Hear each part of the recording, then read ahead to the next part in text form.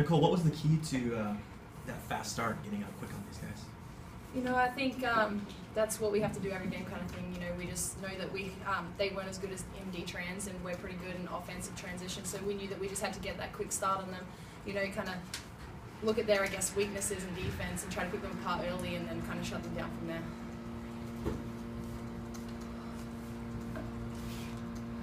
So, talk a little bit about that quick start. I think that's something that we kind of been, you know, taking pride in, is just coming out and throwing the first punch.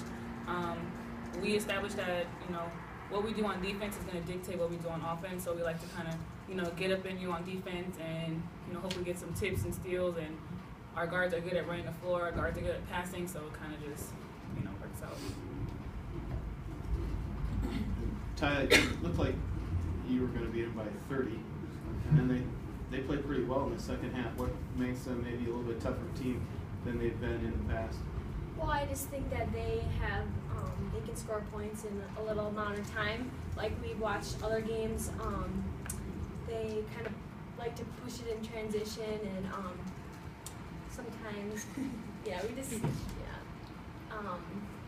we just had to play solid defense to get stops, and so I thought we did a good job the second half in limiting some girls to not shooting as much. So I thought defensively we did pretty good today. How about the pace of play? It seemed like you were really pushing it the first half. Was that intentional, I take it? Yeah, I mean, you know, we know Brooke Lamar plays 40 minutes, and, you know, I feel like you can't play at 100% for that whole 40 minutes. You know, she's going to have to get tired, and I think if we can just push them, you know, we play so many people, and I think we can just we're able to do that, where we can, you know, sub in every 3 or 4 minutes and just get new legs and just push them, and they, you know, I think we're a lot deeper than a lot of teams, and so I think that allows us to push the ball a lot faster. Yeah, Rachel, I guess to that same point, you had all 5 starters in double figures, but I mean, 21 points from the bench. How important is that to sustaining this in the conference, to get that bench roll? I think that's very important. I think that's a key to our team.